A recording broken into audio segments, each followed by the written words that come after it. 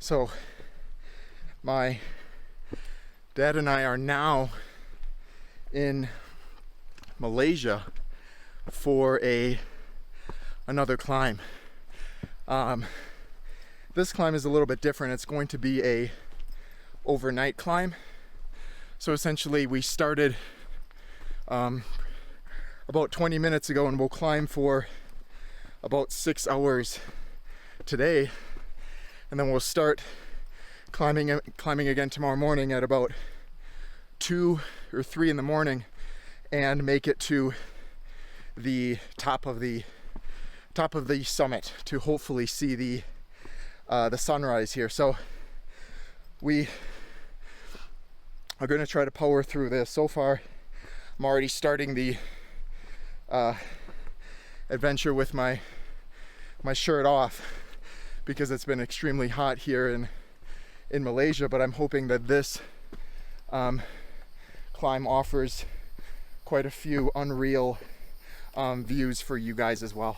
One interesting thing about this climb in particular, or this mountain, is that it's required to actually have a porter from the area with you for the entire hike. You can't just go into it without anybody and get to the top. You actually need to pay to have someone kind of guide you there, which I guess is pretty cool, because it takes, kind of contributes more to the small economy here and gets kind of money going. But my porter that we have, I don't have him on screen right now, but he told us that he has been climbing this same mountain for 15 years, and that he's probably climbed it over 1,000 times in that entire time, which is absolutely obscene. And he mentioned that he has friends that have been climbing this same mountain for 30 years. So I can only imagine how many times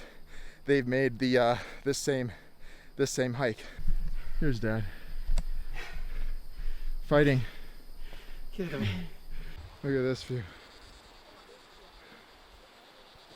So we are about an hour maybe into the hike, and my heart's starting to finally calm down a little bit. So I slowed down my pace, and now it's more kind of a long fight until the end. But my dad's still fighting.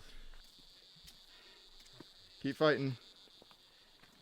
One thing that's pretty different about this hike compared to other ones that we've done is that because the brush is so thick, a lot of the ascending is actually just these man-made stairs, which if you saw one of my other hiking videos, you know how much I hate these stairs. But these ones are even more brutal because they're so steep. When you're going up each step, it takes a lot of energy. You have to expend a lot of energy to get up each of the steps, and it's been pretty much like this the entire way. So there was actually this guy that I met on the way up, this Japanese guy who, and I'll show a picture of it, I was able to take one, but he's actually climbing this entire mountain in the thinnest flip-flops I think I've ever seen in my entire life, and that's a normal thing for this guy. So I don't know how extreme of a hiker he is, but that was pretty unbelievable for me. Look at this fog. We're really getting into the mountain now, with the kind of essentially being in the clouds. But look at these stairs. They just keep going and going. A couple people suffering. So I was just thinking about the difficulty of this hike, because I'm well in front of my dad and our porter at this point, but it really does feel like the hardest hike that I've ever been on personally. And it only makes sense. The elevation is over 4,000 meters to the top, so it's just stairs all the way. But I just witnessed this kind of must have been some sort of rescue porter carrying this girl down, strapped to his back. And I mean, I saw it and I was kind of in shock because the girl was actually somewhat bigger too. And this guy, I mean, his quads must have been, you know, I don't want to sound weird, but probably some of the best looking quads that I've ever seen. He was making his way down the mountain. Mind you, I don't know how far up I am at this point, but 3 hours up. And he, you know, has to carry her on his back all the way down. So, you know, it's not for the faint of heart, unfortunately, but there are accidents that happen. And these people are, you know, here to help out. So it's just pretty incredible, honestly.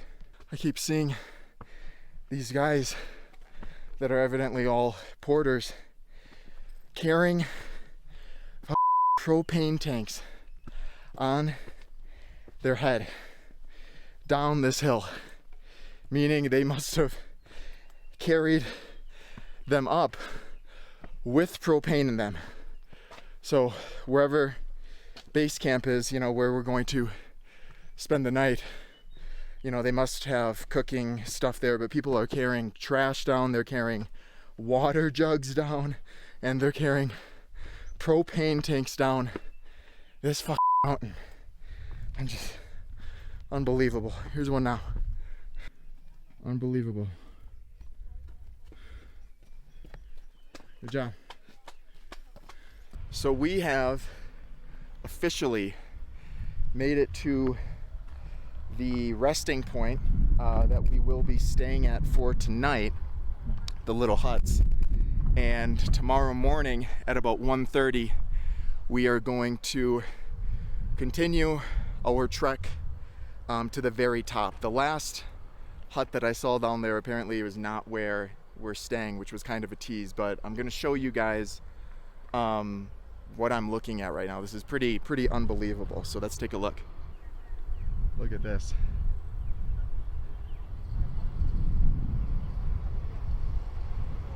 Look how high that shit is.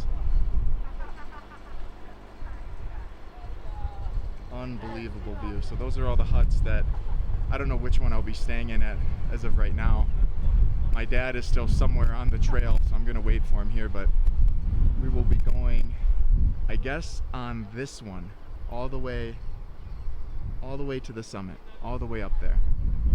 Despite the fact that there are clouds, you really do feel like you're in them. I mean, as weird as that sounds, like it might be difficult to see on camera, but the clouds right here, they're so close. You know, we're above the clouds. I mean, it's just truly unbelievable. I mean, look at this. Look at that peak all the way over there. Amazing. Yeah. You made it up. Yeah. You actually, it didn't take you as long as I thought it would. I thought I'd be waiting a little longer, but Just I could go, stop, short stop. Just breathing. Yep. The important thing is just take, time, right? Yeah. It is about an hour until we have a buffet dinner. Yeah, 4:30. Say hi, Linda. Hi. Hello. I met Linda on my hike up. Yeah. But Now that we all come from United States. right. She's from LA, but we have about an hour until our buffet dinner, which I'm gonna go off on. I'm gonna eat so much of it, but just sitting here waiting, enjoying the view Yeah. of And Linda's the cloud feet. coming, and suddenly the sun will coming, and wait until 5:53. One person told me the sunrise was beautiful here. So Dad and I are winding down for the night at 6:30. No heater in the little dorm that we're in. So I took the top bunk's blanket. Good night, Dad. Good night. Tomorrow morning at 1:30, we will be starting the rest of the hike to the top of the mountain. to hopefully see the sunrise. So that should be pretty amazing if we can see it.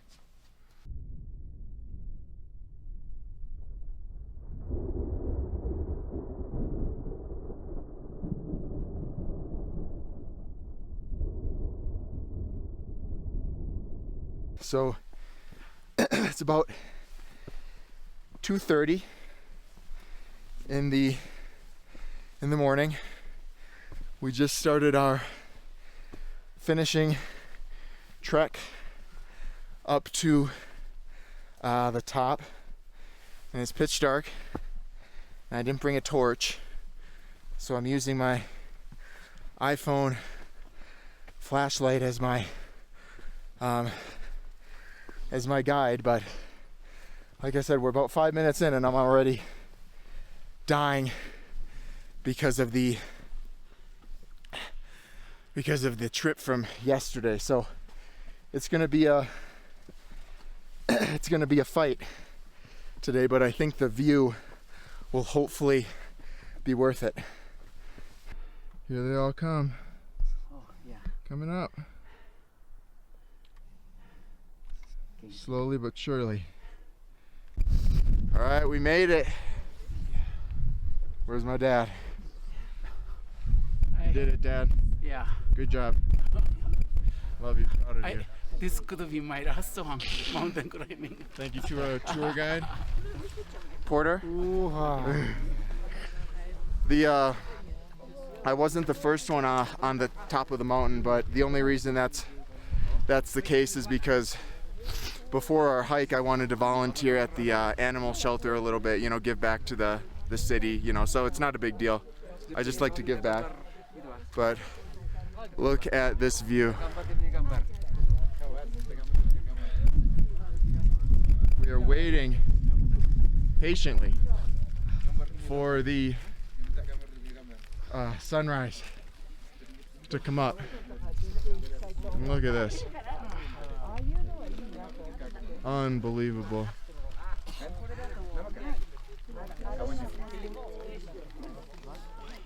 Some lightning way in the distance.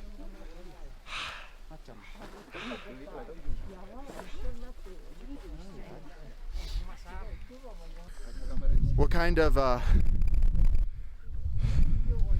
pissed me off about this hike is that before we did it, we were reading reviews. My legs! And people were saying that this was a beginner hike. It is not a beginner hike. Beginners, it's like your first time hiking. You've never really done anything. This was an overnight, 5-6 hours the first day, and then I don't know, 2.5 hours or something in the morning at like 2:30 in the morning. So cold shower, cold shower, and 3 hours of sleep. So this is not a hike I would recommend for any beginner out there.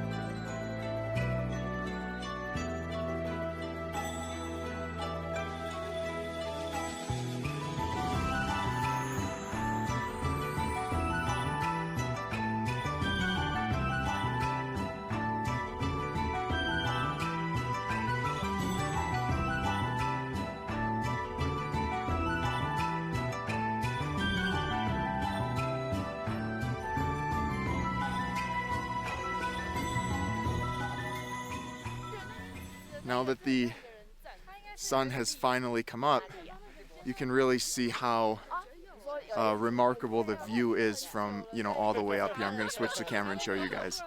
So usually on a lot of the hikes that I'm on, we can see a lot of the other mountains that are in the area, but we're so high that there is nothing else to look at really except for the clouds. I mean, it's just unbelievable. A pain in the ass to get up here. I'm not gonna lie. I don't think I'll be doing this hike again. But it is time to start heading down into the most painful part of the hike, which is the descent, which will without a doubt destroy my knees. Even though we're quite a ways down from the top of the summit at this point, this view I didn't really get to see this morning, but I think this is unbelievable as well. There's Dad and Mr. Porter.